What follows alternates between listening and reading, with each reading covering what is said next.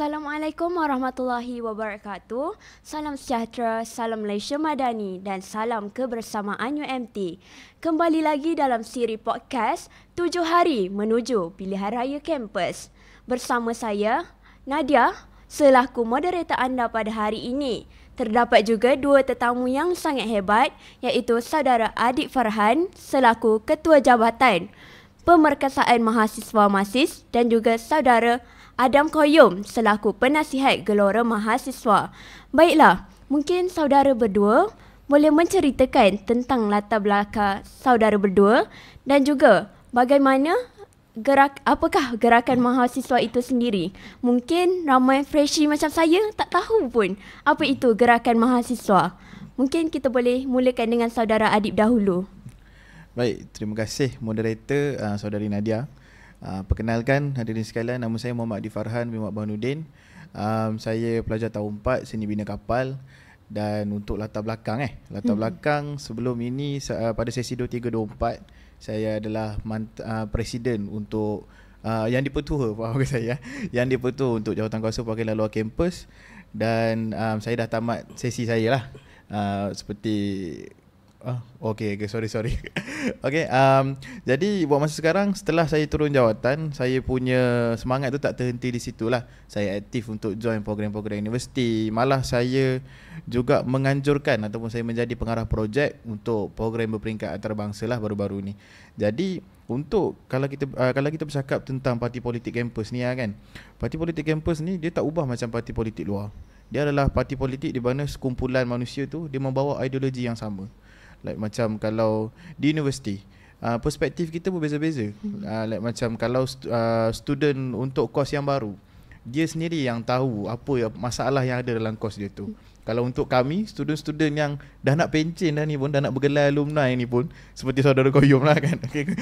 Jadi dia sendiri tahu apa masalah yang dihadapi oleh geng-geng dia ataupun dia sendiri. Macam kalau dulu saya adalah YDP luar kampus, jadi saya tahu apa kebanyakan masalah-masalah yang dihadapi oleh luar kampus. Saya sebut secara generalnya lah, kan. Masalah yang utama adalah keselamatan, rumah sewa. Kemudian belum lagi kalau kita nak cakap tentang e-hailing, Maxim dan juga Grab, yang tu kita sebut adalah aspek keselamatan jugalah. Dan kalau kita nak pergi terperinci lagi, mungkin tak habis kita punya podcast ni, mungkin sampai 2 hari kot kita punya podcast ni. Jadi itu sajalah untuk soalan yang pertama ni. Terima kasih saudara Adib. Bagaimana pula saudara Koyum? Okey, baik. Walaupun Adib dah kenal saya, tapi saya tetap nak perkenalkan diri saya. Nama saya Adam Koyum bin Rasuhan. Saya selaku bakal alumni Universiti Malaysia Terengganu tak lama lagi, alhamdulillah.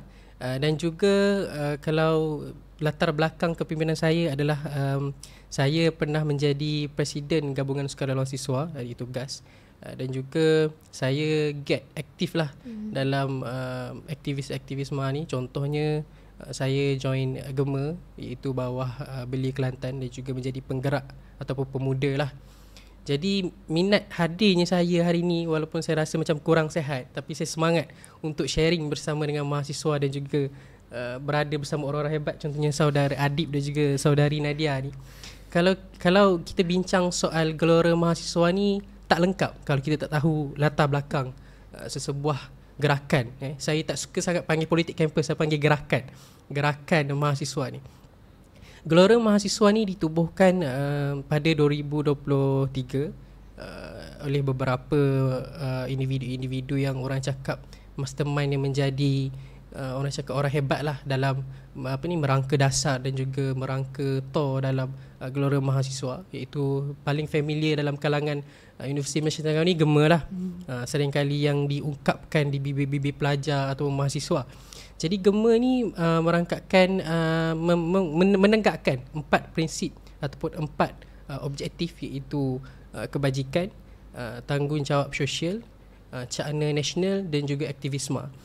Dia ada, kami dalam Gelora Mahasiswa ni, kami ada, orang cakap apa, kami ada kumpulan-kumpulan yang akan menggerakkan objektif-objektif itu sendiri. Contohnya kami ada GJS, paling familiar, GJS Gema Jaga Siswa. Contohnya kami ada buat bagi kit peperiksaan, kami ada buat bagi minyak motor free untuk pelajar kan. Ia antara macam salah satu inisiatif yang kami lakukan.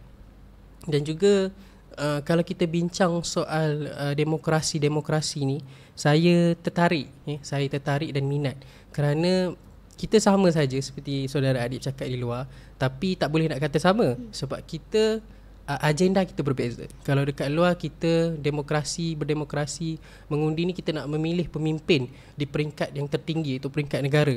Kita ada PRU. Kalau di peringkat universiti kita ada PRK lah, pilihan raya kampus, iaitu kita bersatu para mahasiswa Universiti Malaysia Terengganu ini untuk memilih pemimpin, iaitu Majlis Perwakilan Pelajar. Jadi konsepnya lebih kurang, tapi agenda dan pembawaannya lain lah. Kalau kita tengok pada MASIS, mungkin dia ada niche ataupun kelebihan dia sendiri. Kami pun mungkin ada kekurangan dan kelebihan kami sendiri. Masing-masing memperjuangkan objektif dan juga visi dan misi gerakan masing-masing. Baiklah, terima kasih saudara Koyom. Jadi sebelum saya mulakan podcast kita pada hari ini yang bertajuk Persepsi versus Reality, saya nak bertanya kepada penonton yang mendengar di luar sana podcast ini, apabila tibanya pilihan raya kampus, apa yang terlintas di fikiran kalian? Adakah ianya perjuangan mahasiswa atau hanya perebutan kuasa secara kecil-kecilan? Seperti yang kita tahu, politik kampus ini bukan hanya sekadar tentang undi, tetapi ia juga menceritakan bagaimana kita boleh melatih diri kita sebagai pemimpin dan juga macam mana sebenarnya pilihan raya kampus ini berlaku. Okey. Baik, namun begitu masih ada pelajar yang beranggapan bahawa politik kampus ni tak matang, banyak sangat drama kan. Oleh itu, tapi kalau kita lihat daripada segi yang positif pula, banyak sebenarnya gerakan mahasiswa ni cuba menyuarakan isu-isu seperti isu utama sekarang, iaitu isu perkhidmatan on-call PKU selepas waktu pejabat dan juga isu pagar pos 3 kan. Okey. Jadi saya nak tanya kepada saudara berdua, adakah saudara berdua merasakan bahawa kenapa orang rasa imej politik ni sentiasa disalaherti oleh para pelajar kita? Mungkin boleh saudara berdua bagi pandangan. Okey, baik. Saya mulakan dahulu. Kita tak usum dulu. Kenapa parti politik ataupun gerakan ni disalaherti? Menarik, amat menarik soalan ni. Terima kasih saudari moderator. Pertama sekali kita kena lihat daripada sudut orang cakap komposisi semasa. Kita melihat bagaimana bukan sahaja di Universiti Malaysia Terengganu, namun belia-belia kita makin lama orang cakap political fatigue, iaitu kelesuan politik. Apabila menjadinya kelesuan politik ni disebabkan oleh mereka melihat di peringkat luar ataupun peringkat nasional, kita lihat ada jemaah-jemaah menteri yang mungkin ada tersilap sedikit dan juga ada mungkin melihat itu sebagai orang cakap mengarut dan sebagainya. Jadi perkara ini terbawa-bawa. Dia terbawa-bawa sampai ke dalam peringkat universiti lah. Jadi apabila mahasiswa ni fikir gerakan ataupun parti politik kampus ni sama dengan luar ni, dia rasa macam agak kurang menarik lah bagi kami, itu penggerak-penggerak gerakan. Kerana kalau kita lihat pada susu galurnya, gerakan ini ditubuhkan sebenarnya untuk orang cakap untuk menyuarakan, untuk menyediakan platform kepada mahasiswa. Semoga supaya platform yang kami sediakan ni mahasiswa boleh gunakan dan juga bawa suara-suara mereka. Bukan nak cakap Majlis Perwakilan Pelajar tak boleh bawa, tapi kalau isu yang berkaitan dengan dasar ataupun terikat rapat dengan pengurusan, Majlis Perwakilan Pelajar pun mungkin dia ada orang cakap had ataupun garis lintang mereka sendiri. Jadi kita lah selaku gerakan-gerakan mahasiswa ni yang perlu menyuarakan, yang perlu ketengahkan, yang perlu jumpa pengurusan untuk kita fight suara-suara pelajar ni. Kalau daripada pihak GEMA sendiri, kami tidak suka untuk memprovokasi ataupun melakukan demonstrasi. Kami selalu mengambil langkah untuk kita berbincang. Duduk dahulu, bincang, minum kopi, ada jawapan, alhamdulillah. Kalau tak ada jawapan, kita guna cara lain. Tapi demonstrasi ataupun orang cakap mogok tu adalah jalan yang terakhir untuk kami. Jadi untuk persepsi pelajar apabila mereka rasa kurang berminat ni sebenarnya ia adalah salah satu kerisauan lah kalau bagi saya. Kerana kalau tanpa adanya demokrasi ataupun gerakan ini, lama-lama manusia ini secara ilhamnya dia akan jadi tidak ada undang-undang ataupun orang cakap suara yang mereka bawa tu bercampur bau, tidak ada pemimpin. Contoh kalau ada salah satu organisasi 3 orang pemimpin, jadi 3 benda mereka kena dengar arahan, maknanya tidak ada orang cakap tidak ada jalan penyelesaian yang baik.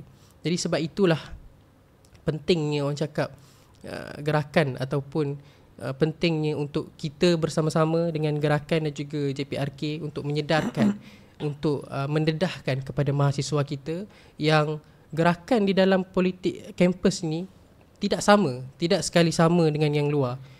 Yang luar mungkin mereka ada agenda mereka sendiri, mungkin ada kepentingan mereka sendiri. Kita tahu masing-masing fight untuk berada di peringkat tertinggi. Namun di peringkat gerakan ini sudah tentulah kita fight untuk pelajar.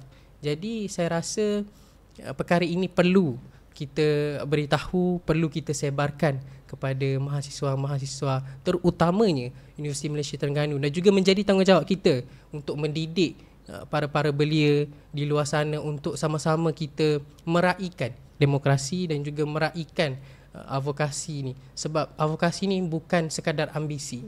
Dia adalah salah satu yang orang cakap menjadi orang cakap tamadun kepada manusia.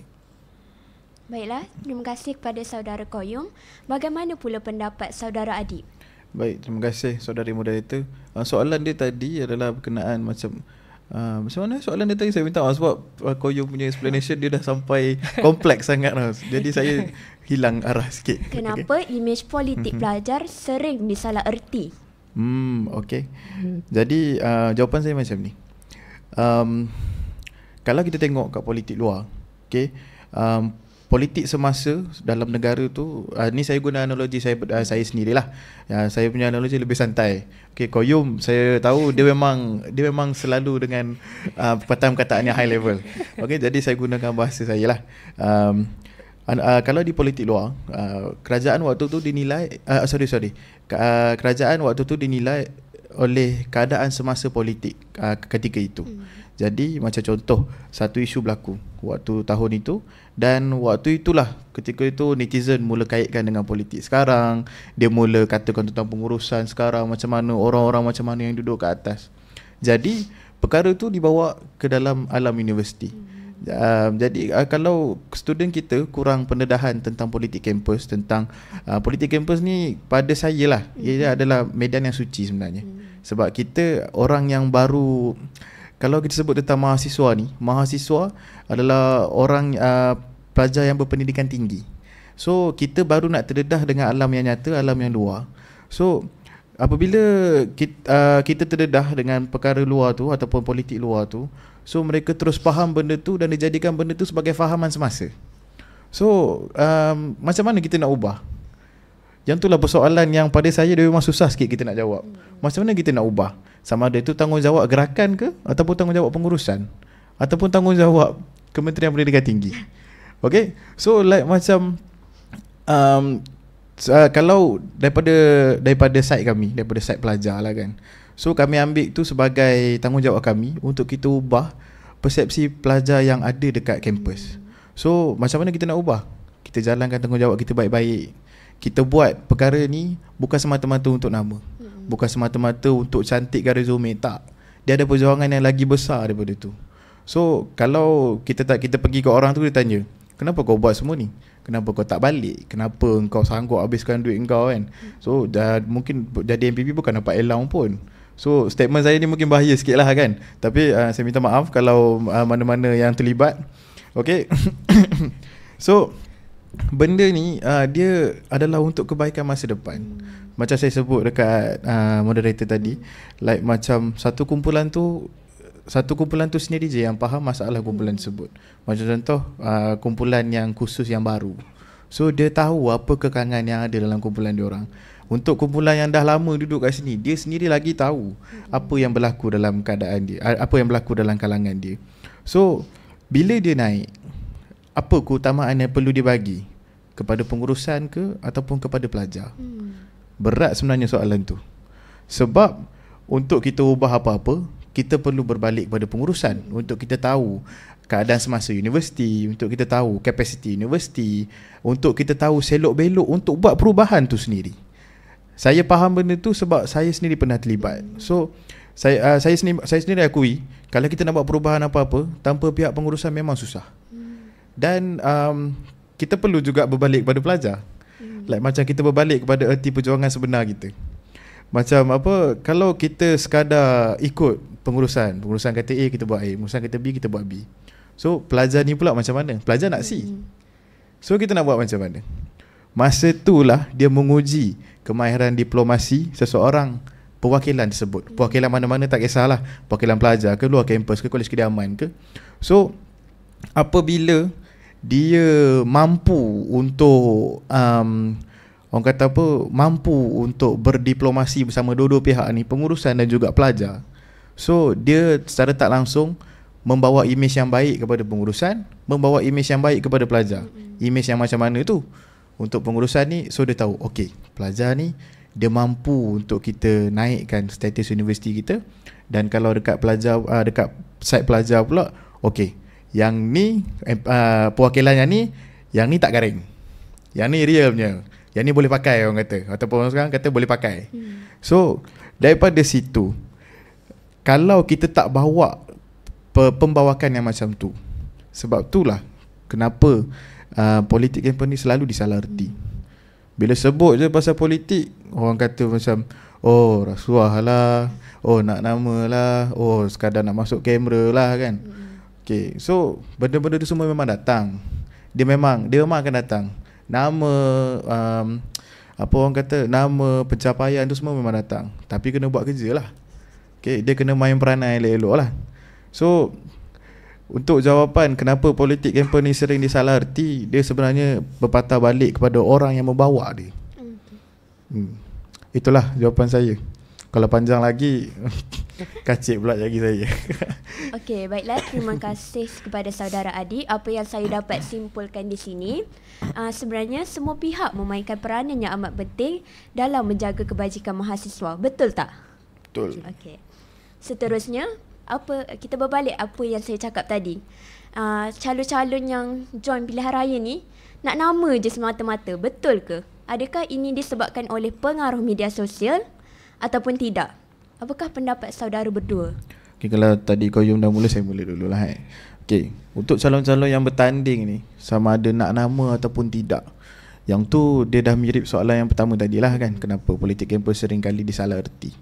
Okay, sewaktu bertanding, sewaktu kempen, ataupun sewaktu anda mula mendaftar mencalonkan diri untuk menjadi majlis perwakilan pelajar, ya memang saya tak nafikan lah, memang anda akan mula untuk terkenal dekat kampus. Kalau anda punya audience lagi besar, mungkin terkenal di seluruh negara. Mungkin kalau kita buka pilihan raya ni kepada seluruh Malaysia, mungkin sampai berjuta-juta undi anda, kalau anda memang betul-betul famous lah.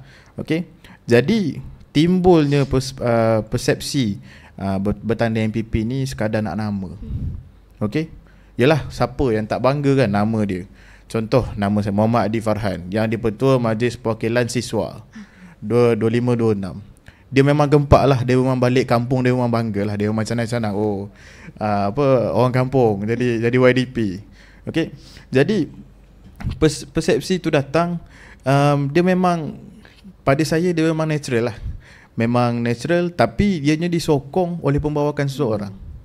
Bila dia dah dapat jawatan, apa yang dia buat? Like macam pada saya, untuk situasi perwakilan di UMT ni, yang perlu anda semua tekankan adalah attitude, pembawakan anda dan juga keseriusan anda dalam membawa jawatan anda. Like macam bila anda dapat satu portfolio, masa tu dah tahu dah nak buat apa. Macam sebelum ni saya petik sikit kata-kata Pro Izani, jadi MPP dah gear 5, gear 6. Macam standard kalau motor kelas gear 5 kan, so gear 6 ni Ducati lah, laju lagi maksud dia. Dah laju. Sebab kalau boleh, kita bukannya nak sekadar kita nak perjuangkan hak mahasiswa kat UMT, kita nak perjuangkan hak mahasiswa di peringkat nasional. Macam contoh perwakilan-perwakilan yang orang kata apa, yang megah dekat Malaysia ni, KM UKM. Ataupun kalau kita tengok jiran kita sendiri, Uniza, kita tengok macam mana pembawakan diorang. Iya betul, memang semua organisasi ada masalah, tapi sematang manakah anda untuk settlekan masalah tu? Like macam kalau ada masalah, ada setengah orang bergaduh, baik, settle. Ada setengah orang bergaduh, dah baik, tapi baik cakap belakang pula, tak settle apa benda tu. So bila Dina berlalu sikit ni lah, berkenaan dengan tadi tu, betul nak nama sahaja bila bertanding tu. Okey, kalau daripada respon, kalau di parti Marxist lah kan, kalau sebelum ni kami, kalau untuk pilihan raya tahun sebelum ni, kami punya line up agak strong lah. Ni pendapat saya sendirilah. Kami punya line up strong, sampaikan jadi bualan-bualan cyber trooper, bualan-bualan pelajar-pelajar lah. Kalau di Gema saya tak pastilah macam mana perasaannya ketika itu lah. So disebabkan time tu line up kami ada banyak mantan. Kami ada mantan MPP 2 orang ke 3 orang macam tu, dan saya sendiri mantan YDP JPLK, dan saudara Said mantan YDP JPKK. So waktu tu line up kami memang strong. So kalau nak katakan about kami nak nama, sewaktu itu kami memang dah ada nama, kami memang dah ada pengalaman. So apa yang kami kejarkan sewaktu itu, parti Marxist ni adalah kami kejarkan keefektifan seseorang MPP tu. Bila dia naik, macam mana dia nak buat kerja. Macam bila dia naik, tak adalah tukar kanting, macam mana nak buat paper, macam mana nak buat surat, template surat macam mana. So waktu tu benda tu semua dalam poket kami dah. So kalau pada parti Marxist ni lah kan, so like macam kami hadir waktu itu adalah cuma nak membantu sebab kami dah tahu. Kami dah tahu macam mana dengan pengurusan, kami dah tahu macam mana dengan pelajar. Sebab kami daripada pelbagai aspek ketika itu. Ada daripada MPP 3K, mantan MPP 3K. Kemudian ada daripada NYDP 2, tak silap saya, saudara Fazli. Kemudian ada daripada Kolej Kediaman. Kolej Kediaman ada sekali tu, masa tu viral, 13 orang sahaja yang dapat asrama. Dan sewaktu itu kita pun tahu macam mana kat UMT, lebih kurang 60% pelajar duduk luar kampus. Dan waktu itu banyak pula kes aksiden, banyak pula kes dengan tuan rumah kan. So kami tahu macam mana situasi dia, kami tahu macam mana nak menyelesaikannya. Kami tahu apa yang jalan yang terbaik. So sebab itulah waktu itu kenapa kami pilih untuk bertanding. Sebab kami berani. Kenapa kami berani? Sebab kami dah tahu. Okey, tak apalah, saya serahkan kembali kepada moderator. Terima kasih. Terima kasih saudara Adib. Bagaimana pula pendapat saudara Koyum? Okey. Terima kasih saudara moderator. Kalau pendapat saya pula, kita bila bercakap soal MPP sekadar nak nama ni, kita kena berbalik pada diri kita sendiri. Kenapa saya cakap begitu adalah sebab utama kita adalah kita yang memilih, bukan orang lain yang memilih. Bukan student daripada Uniza memilih, bukan student daripada UMK memilih. Mahasiswa Universiti Malaysia Terengganu sendiri yang memilih. Jadi kalau kita ambil cakna ataupun kita ambil peduli tentang kepimpinan seseorang itu, maka tiadalah orang cakap omongan-omongan ataupun individu-individu yang cakap MPP ni sekadar nak nama. Sebab kita sendiri boleh menilai orangnya macam mana. Kita diberi akal, kita diberi otak, kita boleh menilai bagaimana gerak kerja seseorang itu, bagaimana dia memberi komitmen sebelum ini kepada mahasiswa. Betul saudara Adik cakap, kita perlu bila dalam MPP ni, bila once dah jadi MPP, kita kena start tu dah gear 5, gear 6 supaya kita laju. Sebab momentum bila jadi Majlis Perwakilan Pelajar ni, dia agak, orang cakap, agak sukar. Dia berada di tahap yang tertinggi lah. Bila bercakap soal MPP sekadar nak nama ni, bagi saya itu subjektif lah. Kita kena berbalik pada diri kita sendiri, kita perlu tanya. Dan juga perkara itu kita tak boleh elak. Perkara itu akan tetap ada di dalam sifat naluri seorang manusia. Dia memang akan adalah sedikit, orang cakap apa, sedikit riak ataupun sedikit orang cakap perasan kan. Sebab bila kita jadi MPP apa semua ni, memang kita akan bertemu dengan ramai orang. Memang kita akan menjadi orang yang pertama ataupun yang utama dan melakukan program-program yang berimpak tinggi ataupun besar. Jadi memang perkara itu tidak boleh dielak. Namun kalau perkara ini mahasiswa yang memilih majlis perwakilan pelajar yang betul-betul berkomitmen, yang betul-betul ikhlas, saya rasa tak ada masalah. Tak ada lagi omongan ini. Kerana kita tahu orang yang betul-betul ikhlas untuk buat kerja ni, dia tidak kisah, dia tidak berharapkan pulangan ataupun hadiah ataupun allowance, tidak ada. Bila dia buat kerja, dia niat ikhlas, dia tengok mahasiswa ni orang cakap senang dengan kerja yang dia buat tu, dia rasa gembira. Itu cukup bagi seorang pemimpin. Kita tidak mahu lebih. Kita hanya mahu membantu dan juga menyediakan platform kepada mahasiswa. Jadi untuk MPP yang nak nama ni, bagi saya perkara ini mudah sahaja. Nasihat juga saya nak beri kepada mahasiswa lah. Kita pun tak lama lagi akan ada pengundian kan. Jadi tolonglah mahasiswa Universiti Malaysia Terengganu ni, tolonglah turun waktu JPRK laksanakan speaker corner dan sebagainya, debatan manifesto. Lihatlah background mereka. Tak salah, dia JPRK ni bagus bagi saya puji, sebab mereka dah sediakan orang cakap IG, latar belakang, dan juga mereka juga ada buat platform-platform yang mendedahkan calon-calon ni. Masa itulah mahasiswa untuk memilih, masa itulah mahasiswa untuk mengkaji. Kita tak nak bila tiba hari pengundian dah nampak aje merit kebangsaan, pergi tanda cabutan bertuah satu lagi betul. Pergi tanda, settle balik. Kita tak macam tu. Sebab setiap kita tanda pangkah ataupun tanda undi di dalam MyNemo, tak saya, MyNemo tu ialah tanggungjawab kita, amanah kita. Once kita mengundi tu, maknanya kita memilih mereka. Jadi untuk elakkan perkara ini, untuk cantikkan keadaan, saya berharap mahasiswi Universiti Malaysia Terengganu ni lebih cakna lah. Lebih orang cakap, lebih memberi perhatian kepada calon-calon kita untuk lihat latar belakang mereka sendiri. Kerana mereka undi di tangan mereka. Mereka layak untuk memilih. Supaya tak adalah orang cakap MPP ni naik skala nak nama. Baiklah, terima kasih saudara Koyum. Jadi kita tak boleh nak pukul rata lah kan, semua calon ni nak nama. Pelajar juga perlulah. Tak bolehlah kita nak main undi je. Kita kena tengok siapa dia ni sebelum ni, apa kerja yang dia pernah buat kan. Okey. Baiklah, kita akan terus kepada soalan yang berikutnya tentang realiti pergerakan sebenar di kampus. Dalam segmen ini kita akan mendedahkan bagaimana pilihan raya kampus itu berlangsung. Mungkin bermula dari proses penamaan calon, manifesto dan juga hari pengundian. Okey, baiklah. Saya nak tanya saudara Koyum, bagaimana saudara Koyum rasa politik kampus ini dijalankan di Universiti Malaysia Terengganu? Okey, baik. Bagaimana cara jalankan? Kita ni, saya boleh cakap di Universiti Malaysia Terengganu ni, kita baru orang cakap peringkat yang merangkak, yang baru nak bangun. Kenapa saya cakap begitu? Kita lain dengan universiti-universiti di Lembah Kelang, di universiti yang bandar yang besar, contohnya UKM, UM, UIA dan sebagainya. Kerana mereka ni dah mengamalkan konsep gerakan ni sudah lama. Contohnya yang paling terkenal adalah pendaulat. Kita boleh tengok mereka macam mana sekarang. Mereka bukan sahaja fokus kepada di peringkat dalam universiti. Di peringkat nasional pun mereka juga ada menghantar wakil-wakil untuk mengetengahkan isu-isu semasa lah. Jadi untuk di peringkat Universiti Malaysia Terengganu ni, bagaimana pilihan raya kampus itu berlaku? Bagaimana pilihan raya kampus itu berlaku? Okey.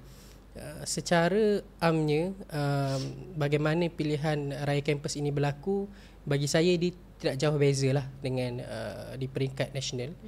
Kita dah ambil jalan yang jalan yang sama kan. Kita ambil cara daripada SPR, kita ada borang pencalonan, kita ada penamaan, dan juga kita ada waktu kempen dan hari pengundian. Jadi untuk cara tu saya rasa bagus dan lengkap, dan saya rasa tidak ada kepincangan. Namun kita belum secara totalnya kita belum lengkap lagi. Sebab seperti mana kita tahu di peringkat nasional tu kita pengundian secara fizikal. Kita datang kepada pusat masing-masing, kita tanda kertas, kita celup jari, betul. Jadi di peringkat universiti ni disebabkan ada kekangan dalam masalah kewangan, dana dan sebagainya, dan juga yang paling utama adalah mahasiswa kita sendiri. tak silap saya 2022 macam tu lah. Kita pernah lakukan pengundian secara fizikal. Tak silap saya berpusat lah, contohnya di UMTCC, di Kompleks Sukan dan sebagainya. Dan pada masa itu pengundian amatlah orang cakap membimbangkan. 40% ke 60% saja pelajar yang datang mengundi, dan ini mengakibatkan kita rasa pelajar ataupun mahasiswa di Universiti Malaysia Terengganu ini tak semuanya involved dalam pengundian itu. Dan disebabkan perkara itulah kita terpaksa ubah metod dia. Jadi lepas perbincangan bersama dengan JPRK dan juga ada beberapa individu-individu yang orang cakap bertanggungjawab dalam pilihan raya kampus ni, dah mula laksanakan balik secara online. Sebab kita seperti mana kita tahu, lebih 10,000 ke 11,000 pelajar Universiti Malaysia Terengganu, dan juga yang intern pun masih lagi layak mengundi. Jadi menyukarkan mereka untuk datang. Sebab kita ni di peringkat universiti, bila kita dah start bekerja dalam industri, untuk minta cuti datang ke UMT semata-mata mengundi tu, dia rasa macam salah ni, awak ni dah ada industri, tak boleh dah melibatkan diri dalam universiti. Jadi disebabkan perkara-perkara itulah mungkin JPRK ambil inisiatif untuk mengadakan balik pengundian secara online, supaya ia lebih lancar dan juga supaya orang cakap ia lebih melibatkan semua mahasiswa. Namun berbalik kepada tadi juga, semuanya bergantung kepada mahasiswa kita. Kita di peringkat gerakan, di peringkat JPRK, di peringkat organisasi-organisasi yang orang cakap dah memimpin, memang kita cakna, memang kita dah alert pasal benda-benda macam tu. Dan kita perlu, sekarang ni kita perlu fokus kepada mahasiswa. Kita perlu mendidik mereka, kita perlu memberitahu mereka supaya mereka turun untuk mengundi, dan juga supaya mereka ikut aktiviti-aktiviti ataupun kalender yang sudah ditetapkan oleh JPRK, supaya kita lebih meraihkan demokrasi ataupun kampus politik di Universiti Malaysia Terengganu. Baiklah, terima kasih saudara Koyum. Jadi sebagai mahasiswa kita, jomlah kita turun mengundi pada 5 November 2025. Baik, kita beralih pula kepada saudara Adib. Saya nak tanya, MPP, banyak selain MPP, organisasi-organisasi seperti JPLK dan juga JPKK memainkan peranan yang sangat penting untuk menjaga kebajikan pelajar. Jadi selaku mantan yang dipertua JPLK 2023-2024 ya? Betul. Okey. Saya nak tanya macam mana JPLK bekerjasama dengan JPKK ke MPP ke untuk menjaga keharmonian mahasiswa? Oh, okey. Menarik soalan ni. Okey, jadi terima kasih saudari moderator. Untuk kalau kita nak tahu untuk MPP, JPLK dan juga JPKK, untuk yang pertama kita perlu tahu daripada punca kuasa dia dulu. Kalau untuk MPP ni, punca kuasa dia adalah AUKU. Dan dia dia kebanyakannya adalah bekerjasama rapat dengan HEPA lah. Dan kalau untuk JPLK dan juga JPKK, punca kuasa dia adalah Kolej Kediaman. Dan untuk sedikit fun fact lah tentang JPLK dan juga JPKK, JPLK mostly, sebab kebanyakan universiti awam di Malaysia tak ada untuk perwakilan luar kampus ni. Kalau macam di Uniza pun dia daripada ESCO di MPP, dia tak ada pertubuhan pelajar jawatan kuasa luar kampus tu sendiri. So bila adanya JPLK ataupun JPKK ni, dia menjadi orang kata pun menjadi support lah untuk MPP. Ya betul, MPP dia menjaga keseluruhan kampus. Tapi saya suka sebenarnya nak share sikit ni tentang waktu zaman saya dulu. JPLK, MPP dan juga JPKK ni kami ada teritori kami. So kalau MPP di kawasan kampus, kalau JPLK di luar pagar kawasan kami. So kalau JPKK di kawasan Kolej Kediaman. So macam mana? Apa sebenarnya peranan kami ni sebenarnya kan? So like macam kalau di MPP, JPLK, JPKK, kebanyakan portfolionya hampir sama ataupun sama. Like macam di MPP, JPK dan juga JPKK ada Exco 3K, Exco Keselamatan lah. Exco Keselamatan, Kebajikan dan juga satu lagi apa Keselamatan, Kebajikan, Kerohanian kot. Okay. So Kesihatan. Okay. So like macam kalau untuk tiga-tiga perwakilan ni lah, sebut satu-satu panjang juga. Tiga-tiga perwakilan ni Kalau di luar kampus yang paling bergerak aktif sekali adalah JPLK untuk 3K. So kalau kalau di Kolej Kediaman, selalunya JPKK lah yang akan handle. Tetapi student UMT ni dia ada kesedaran sendiri untuk pergi ke PKU dan dibantu oleh fellow-fellow Kolej Kediaman dan juga JPKK lah. So kalau kita nak bezakan apa beza tiga-tiga perwakilan ni, kalau untuk MPP, kalau secara amnya dia lagi atas lah. Dia Majlis Perwakilan Pelajar. So dia pun tertakluk dengan UKU. So dia adalah badan berkanun badan berkanun ataupun asing lah dengan universiti ni. Saya pun tak pasti sangat istilah dia tu. Okay, so kalau untuk Jawatankuasa Perwakilan Luar Kampus dan juga Kolej Kediaman ni, dia tertakluk dengan Kolej Kediaman lah. Apa-apa kami punya term of reference daripada Kolej Kediaman, iaitu daripada pengarah Kolej Kediaman sendirilah. So kalau untuk daripada segi untuk pendanaan untuk program, sama ada untuk pemekasan mahasiswa, kebajikan kesihatan, program pembangunan pelajar kan. So kalau untuk MPP, dia ada tabung dia sendiri. MPP ni hebat sebenarnya, tanggungjawab dia besar sangat.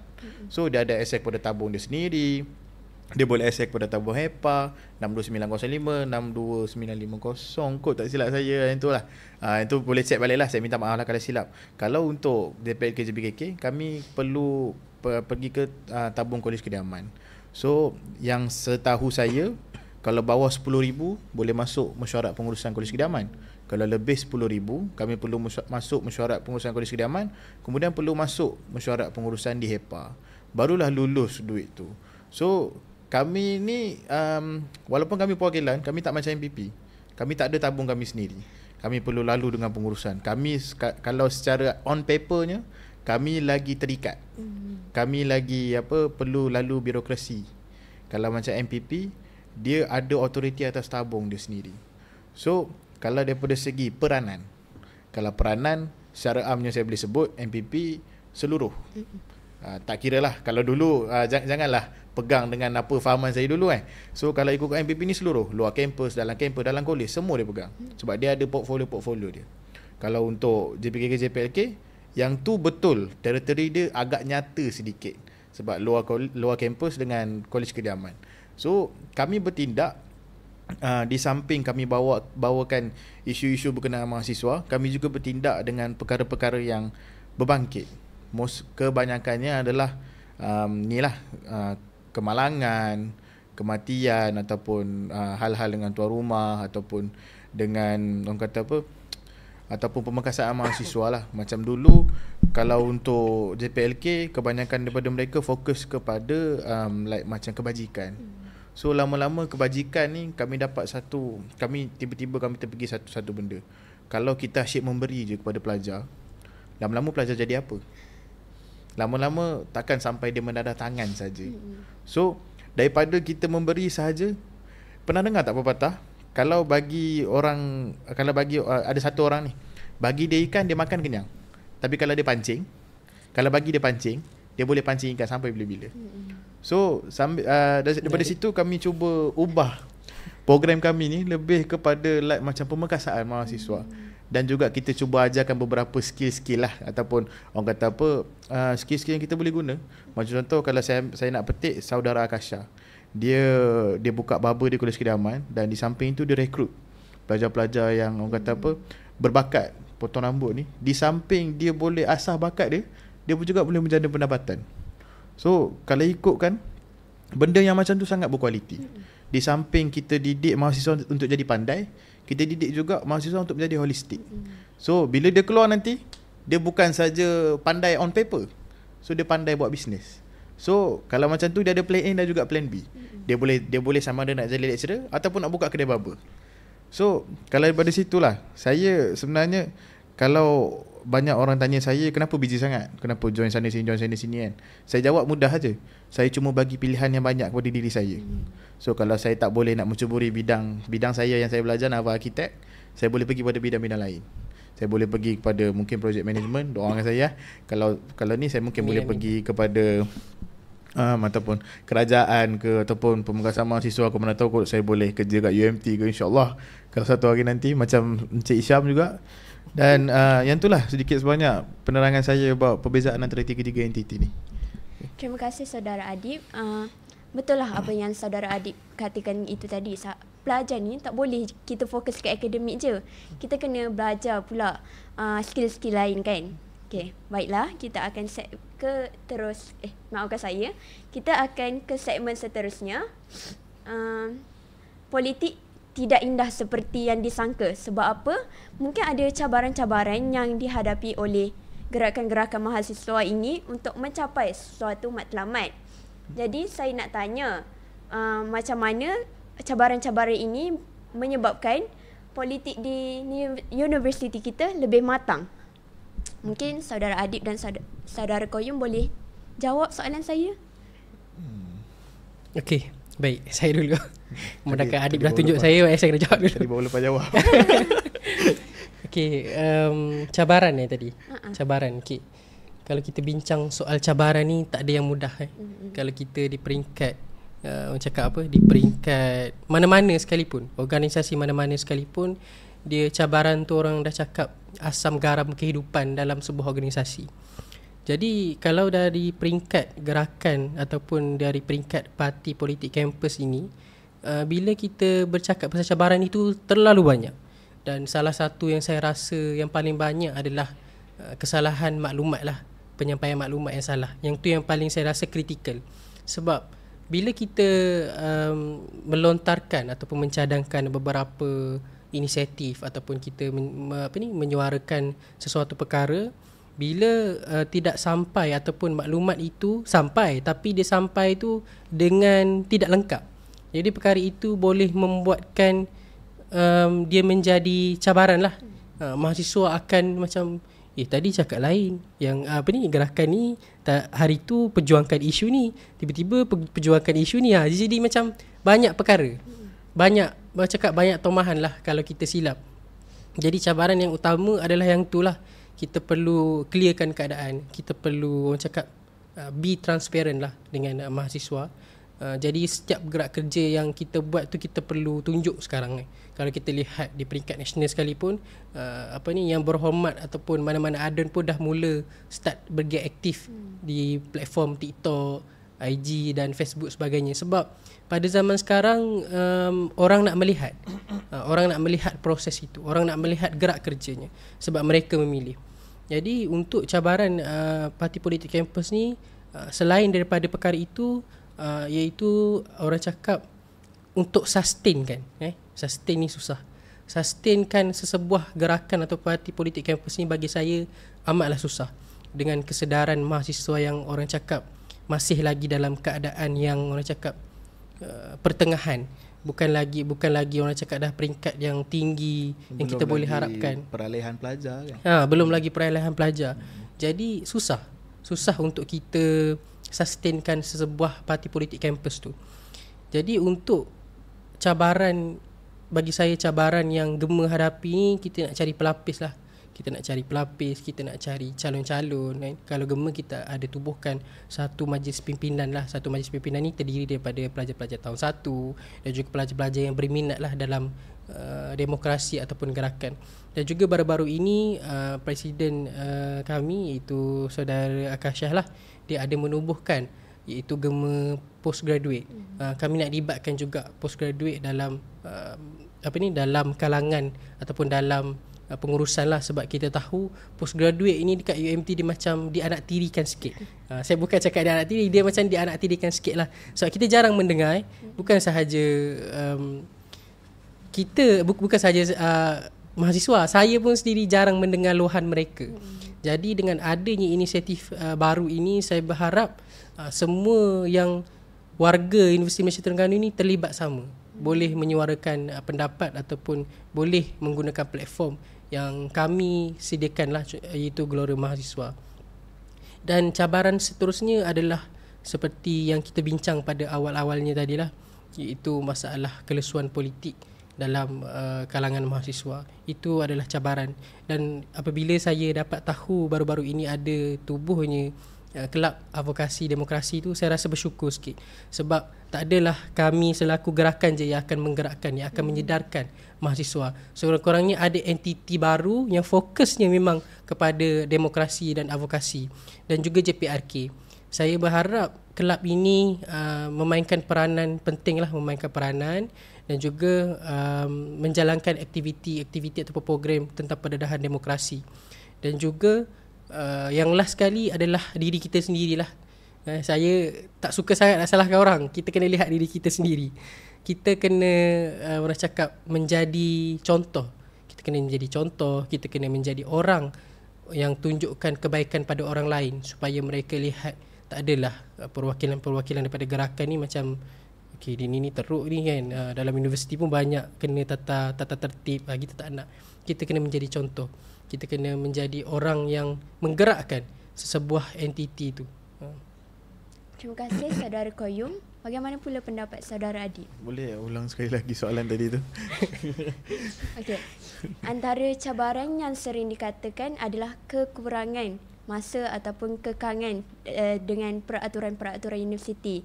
Jadi bagaimana saudara Adib melihat cabaran-cabaran ini untuk meningkatkan lagi kematangan politik di kampus kita? Okey. Jadi kalau kita cakap tentang cabaran, kalau saya nak ambil dalam konteks untuk menjadi seorang MPP lah, cabaran macam mana untuk jadi seorang MPP yang bagus. So saya punya jawapan ni, tak ada benda yang mudah. Kalau mudah, betul, semua orang boleh buat. Betul. So kalau semua orang boleh buat, siapa yang nak jadi MPP sebenarnya? Macam tu. So kenapa MPP ni ditubuhkan? Daripada fahaman saya lah kan, untuk kita narrowkan, untuk kita salurkan suara mahasiswa tu ke satu ataupun dua jalan sahaja. So tak adalah pengurusan pening 6,000 orang serbu kata nak ni nak tu, nak ni nak tu. So MPP ni wujud untuk bawa suara dia orang. Untuk bawa suara tu pun satu masalah dah sebenarnya. Untuk untuk berinteraksi dengan pelajar, untuk kita betul-betul tahu apa keperluan pelajar tu pun satu, orang kata apa, satu cabaran juga. Ada juga pelajar yang kata saya nak pergi kelas susah lah kan, saya nak dapat maksim susah lah kan tu, tapi duduk kat Batu Akik tu jauh. So macam mana kita nak settle kan? So itulah cabaran dia. Itulah cabaran untuk menjadi seorang MPP tu sebenarnya. Cabaran untuk handle dengan pelajar, cabaran untuk handle dengan pengurusan.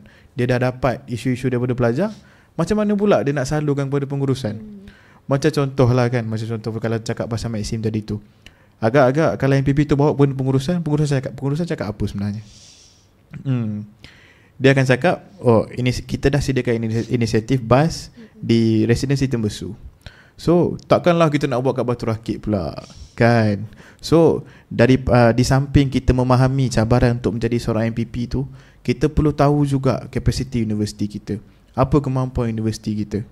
Like macam di Pantai Timur ni, semua orang tahu kita ni kalau boleh nak dikatakan isolate sikit dengan Pantai Barat yang jauh pendedahannya lebih, orang kata apa, lebih besar, pendedahannya lebih, orang kata apa, lebih national lah. Like macam UiTM, berapa puluh ribu pelajar diorang, berapa kampus pula tu kan.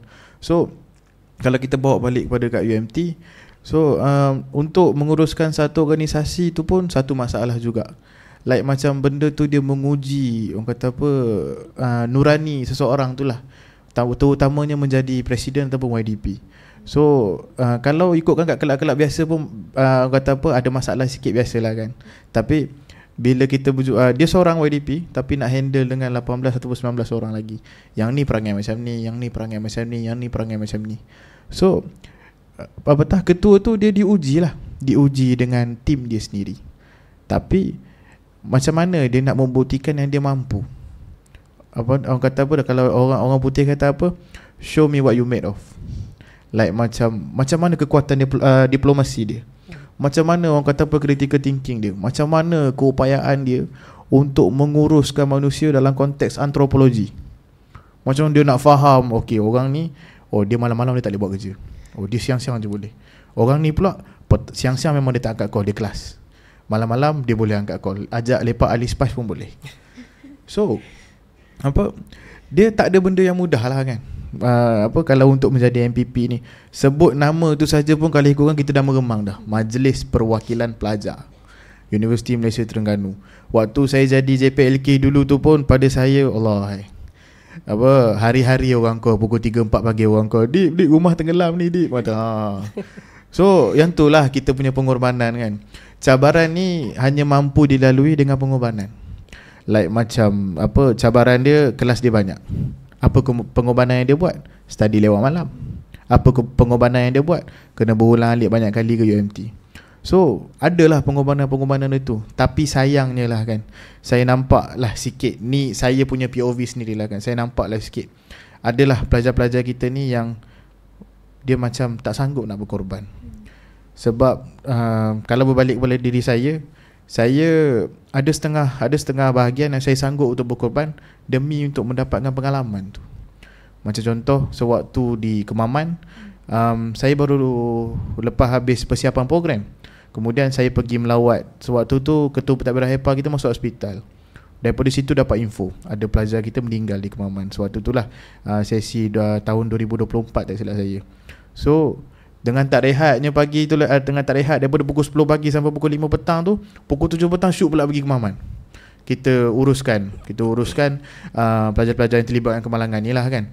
Waktu tu niat saya cuma satu, kami nak mudahkan urusan keluarga dia ni. Like macam diorang call kita, yelah diorang kat rumah masing-masing, kita nak tolong mudahkan urusan dia. Kita uruskan anak dia, kita bagi tahu perkembangan anak dia. Kalau tak, dia nak harapkan siapa lagi? Memang kawan-kawan dia ada, tapi kawan-kawan dia tu dia tak dipublishkan macam MPP bila dia naik jawatan. MPP ni bila dia naik jawatan dipublishkan peringkat nasional. Masuk ke IG, masuk ke IG UMT, masuk dekat IG KPT kalau ada rezeki, masuk ke IG dia lagi, kalau ada Insta famous lagi lah dia famous kan. So bila tu family dia pun tahu nak contact siapa. So daripada situ dah tanggungjawab dia kayaknya untuk menjaga kesejahteraan pelajar ni. So peranan MPP ni dia saya tak tahulah nak cakap macam mana sebenarnya. Dia sangat-sangat besar. Tapi yang saya pasti peranan MPP ni bukan sekadar dekat konteks kampus saja. Dia jauh lagi daripada tu. Tambah-tambah lagi, kita ni environment yang baru nak mekar. Kita bukan dah level-level UKM, kita bukan dah level-level UM. Cabaran kita lagi banyak. Cabaran dengan keadaan semasa pelajar, literasi pelajar terhadap politik. Tambah pula dengan kita mungkin tak ramai yang berminat. Saya pasti kenapa soalan tadi keluar adalah kenapa situasi kita sekarang tak ramai yang berminat. Okay, terima kasih. Terima kasih saudara Adib. Baiklah, kita akan ke segmen seterusnya. Tadi kita bincang apa itu Majlis Perwakilan Pelajar kan. Sekarang kita nak bezakan pula politik sihat atau ada agenda tersembunyi. Boleh tak saudara Adib dengan saudara Koyum beri definisi apa itu politik sihat? Yalah, saya cuba jawab dulu. Okay. Kalau untuk menjawab pernyataan antara politik sihat dan juga politik ada agenda tersembunyi lah kan, dia sebenarnya dia agak sensitif sikit. Okay. Politik sihat ni adalah bila kita, pada saya lah, ni saya cuba explain dengan saya punya perkataan lah kan, adalah bila kita mendekati mahasiswa. So kita interact dengan dia, kita engage dengan dia. So bukan dia seorang je, kita pergi ramai-ramai, kita pergi kat kumpulan-kumpulan pelajar ni kan. So kita pergi, kita dapat masalah diorang. Apa sebenar-benarnya yang diorang nak, apa sebenar-benarnya kekangan diorang yang diorang hadapi. Macam contoh kalau di kawasan Tok Jembal ni, pada waktu saya menjadi YDP dulu, dia banyak kes-kes jenayah. Kalau di Gong Badak ada musim-musim dia banjir. Kalau di Menggambang Telipot ada musim-musim dia banyak jenayah juga. So bila kita pergi tu, kita dapat masalah dia. So bila kita dapat masalah dia tu, kita cuba cari penyelesaian. Kita kumpulkan gerakan mahasiswa ataupun kita kumpulkan satu kumpulan manusia untuk membentuk gerakan mahasiswa. Kita bawa masalah tu untuk diselesaikan. Pada saya definisikan itu adalah politik sihat. Kalau untuk politik yang ada agenda yang tersembunyi ni lah kan, selalunya orang akan kejar inilah kan. Kan apa lagi kan kalau bukan tu kan. Sebab kalau nama ni dia agak berbahaya sikit. Orang akan, ada setengah orang dia akan mula rasa envy, kemudian dia akan selidik. Kata macam mana dia ni boleh buat, macam mana dia ni boleh dapat benda ni kan. So mostly duit lah. Sebab kalau duit ni pun dia bukan sekadar berlaku kat kampus lah, tapi sebenarnya kalau berlaku kat kampus pun dia sangat-sangat lah, ya Allah, orang kata apa, kita baru nak mula kot politik, tapi dah start main macam ni. So cuba bayangkan masa depan politik kampus kat UMT ni macam mana. So pada saya ada agenda yang tersembunyi ni. Mostly duit adalah, contohnya kalau kita nak sebut yang agak panas sikit adalah di proposal lah, penganjuran program ataupun orang kata apa, deal belakang lah kan. Deal belakang selalunya. Deal belakang. So dia sebenarnya ambil kesempatan ni terhadap siapa sebenarnya? Kena kat pengurusan ke ataupun kena kat pelajar? So sewaktu tu pelajar-pelajar ni semua kena bijak lah. Kena follow rapat dia punya laporan, kena follow rapat dia punya advertisement. Kita kena tengok macam mana gerak kerja dia ni. Kita juga kena rajin untuk ambil tahu. Like macam kalau kita tak ambil tahu, kalau kita like, macam buat hal sendiri, jaga kubur masing-masing kan, jangan marah, jangan bising. Kalau negara kita mundur satu hari nanti, jangan bising kenapa orang kaya makin kaya, orang miskin makin miskin. So selalunya kita balik pada dia, kita tengok kena dekat mana, siapa yang terbeban, pengurusan ke masyarakat. So kalau kat pengurusan ni, saya percaya dia susah lah sikit sebab dia ada audit dia ada birokrasi dia ada pengesahan dia yang kompleks. Kalau untuk pelajar ni pula selalunya macam mana selalunya pelajar ni terkena. Kita kena tengok lah, kita tengok daripada segi pelaksanaan dia, daripada segi orang kata apa, penglibatan dia, daripada segi, saya pun tak berani nak cakap lebih-lebih sangat sebenarnya kan. So saya takut terpalit kepada siapa-siapa. Sebab saya tahu macam mana orangnya main. Saya tahu macam mana orang kata apa, manipulasi tu terjadi macam mana. So tapi itulah yang jahatnya sebenarnya. Macam bila diundi, tapi bila naik dia mau kepada kepentingan peribadi. So kemanakah masa depan politik kampus tu sebenarnya?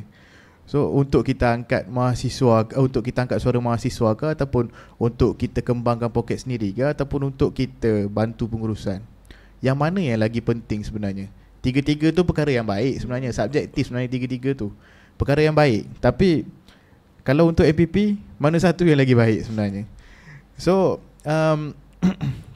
apa tadi? Bila disebut tentang MPP ni, yang itulah pendedahan kepada tabung yang mempunyai amount duit yang banyak, dan pendedahan kepada company-company, pendedahan kepada orang kata apa, selok-belok pengurusan. Dia banyak advantage sebenarnya kat situ. So itu berbalik kepada orang yang memegang amanah tu lah. Like macam yang tu jugalah sebenarnya menjadi punca kenapa politik kampus ni salah erti. Bila masa nak naik pumpang manifesto, oh saya nak buat jambatan, saya nak buat jalan, saya nak buat orang kata apa, kolam renang 2 tingkat. Tapi bila naik macam itulah. Dia macam TNC HEPA katakan sebelum ni, untuk gerakan mahasiswa ataupun calon-calon, untuk kita elakkan gunakan manifesto yang populis. So kenapa populis ni? Populis ni senang-senang cerita beli jiwa lah kan. Like macam bila kita bagi manifesto, oh nanti bagi kereta seorang satu, siapa je tak suka, siapa je tak nak undi sebenarnya. Tapi bila dah naik, tak, orang kata apa, tak terrealisasi pun perkara tu. So daripada situlah bibit-bibit orang kata apa, kenapa politik kampus ni disalah erti. Kerana dia sudah mula slow-slow mencontohi politik luar sikit. Itu sajalah. Terima kasih saudara Adib. Okey, mungkin saudara Koyum boleh beri kata-kata yang terakhir sebab masa pun telah menceburi kita. Okey. Baik. Saya beri secara ringkas politik sehat ataupun politik yang ada agenda tersembunyi, semua itu berbalik kepada diri kita sendiri juga. Kalau kita lihat politik yang sehat ini, tapi saya rasa soalan ni amat menarik. Saya rasa soalan ni kalau ada budak-budak sains politik, saya rasa ni boleh bagi dia orang peluang ni untuk terangkan Tapi tak apalah, kalau bagi pihak saya, politik sehat ni saya rasa sudah tentulah kita lihat kepada objektif dia kan, misi dan visi dia, macam mana pergerakan dia. Sebab kita semua boleh menilai, kita semua boleh berfikir, semua diberi hak untuk bersuara dan juga menilai. Jadi politik sehat ni kalau bagi saya sama-sama untuk naik kan, sama-sama untuk menaikkan. Tidak ada yang saling menjatuhkan. Kerana kita mempunyai visi dan misi utama, iaitu memperjuangkan hak mahasiswa. Tidak ada lain dan tidak ada bukan. Yang itu sahaja yang kita nak. Jadi untuk politik yang sehat ni sudah tentulah kita saling berkongsi pendapat. Contohnya dulu saya ingat saya waktu MASIS dan juga DSA dan GEMA ada pernah buat satu statement. Kita berpakat 3 gerakan ni buat satu statement. Saya lupa dah statement apa, tapi adalah maknanya itu sudah menunjukkan yang alhamdulillah UMT ni masih lagi mengamalkan politik yang sihat. Kita berpakat, kita berbincang sesama gerakan untuk menyuarakan isu-isu ataupun kepada mahasiswa. Okey, kalau agenda politik yang orang cakap ada agenda ni, kita perlu lihat pula agenda dia baik ataupun buruk. Kita perlu lihat, kita perlu menilai. Macam mana agenda baik itu, macam mana agenda buruk itu. Kalau agenda mereka buruk itu untuk menambah, orang cakap menambah dana mereka sendiri untuk kegunaan peribadi, gerakan mereka, itu adalah satu agenda yang buruk. Kalau agenda mereka yang baik itu, agenda mereka contohnya mereka ada melawan sedikit pengurusan demi mahasiswa contohnya, itu adalah agenda yang terbaik, agenda yang baik. Jadi kita perlu melihat pula kepada konteks agenda itu apa, baik ataupun buruk. Itu saja kalau daripada saya. Terima kasih saudara Koyum. Baiklah, kita pun sudah sampai ke penghujungnya. Terima kasih saudara Adib dan saudara Koyum kerana sudi bersama kami pada hari ini. Politik kampus akan terus hidup, tetapi persoalannya, adakah ianya akan hidup dengan jujur atau tidak? Akhir kata, saya selaku moderator pada hari ini memohon 1000 keampunan jika saya ada tersalah kata. Dan saya nak kata, jangan lupa turun mengundi pada 5 November 2025. Sekian, terima kasih. Jangan lupa turun.